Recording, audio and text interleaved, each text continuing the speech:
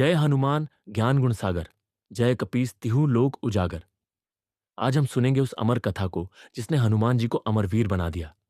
वो कथा जब उन्होंने अपनी भक्ति और पराक्रम से श्री राम के सबसे प्रिय भाई लक्ष्मण को नया जीवन दिया। लंका का युद्ध अपने चरम पर था। रावण का पुत्र मेघनाद, इंद्रजीत एक एक करके राम की सेना को घायल कर रहा था। अचानक उसने लक्ष्मण पर एक शक्तिशाली शक्ति बाण छोड़ा। वह बाण सीधा उनके वक्ष पर लगा और वे भूमि पर मूर्छित होकर गिर पड़े। राम जी दौड़े और लक्ष्मण का सिर अपनी गोद में रख लिया। प्रभु की आंखों में आंसू थे। यह उनके जीवन का सबसे कठिन क्षण था। वैद्य सुषेण को तुरंत बुलाया गया। उन्होंने लक्ष्मण की नाड़ी देखी और गंभीर स्वर में कहा, राजन, इनके प्राणों की रक्षा तभी हो सकती है यदि हिमालय की द्रोणगिरी पर्वत से संजीवनी बूटी तुरंत लाकर दी जाए। परंतु समय बहुत कम है। राम जी ने हनुमान जी की ओर देखा। पवन पुत्र, केवल तुम ही इस कार्य को कर सकते हो। हनुमान जी ने कहा, प्रभु, आज मेरा जीवन सफल होगा यदि मैं लक्ष्मण भैया के प्राण बचा पाऊं।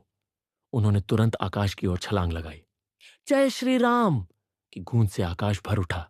वे समुद्रों को लांघते, पर्वतों को पार करते, बिजली से भी तेज गति से उड़ चले। रास्ते में कई बाधाएं आईं। एक राक्षसी ने उन्हें रोकने का प्रयास किया। एक काला नाग ने उनके पथ को जकड़ना चाहा, लेकिन पवन सुत ने सबको परास्त कर आगे बढ़ते रहे।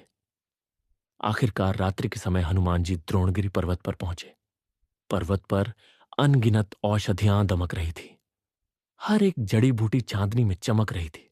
हनुमान जी ने बहुत खोजा, परंतु संजीवनी बूटी को पहचान न सके।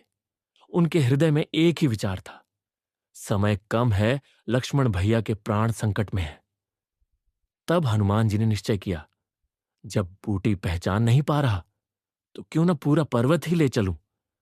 उन्होंने अपने विराट रूप धारण किया। आकाश थर्रा उठा, धरती कांप गई। दोनों हाथों से उन्होंने पूरा द्रोणगिरी पर्वत उखाड़ लिया और आकाश में उड़ चले। लंका में राम जी व्याकुल बैठे थे।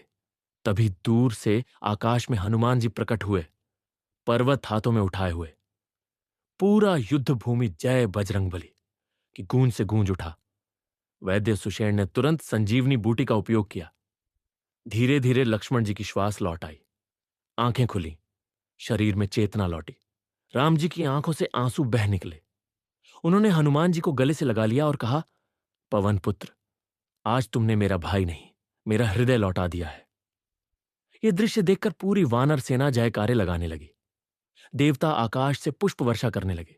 हर ओर हनुमान जी की जय जयकार होने लगी। यह कथा हमें सिखाती है, भक्ति और समर्पण से कोई कार्य असंभव नहीं। जहां निष्ठा और साहस हो, वहां भगवान स्वयं सहायक बनते हैं। आइए हम सब मिलकर कहें, जय बजरंग बली, जय हनुमान जी महाराज की।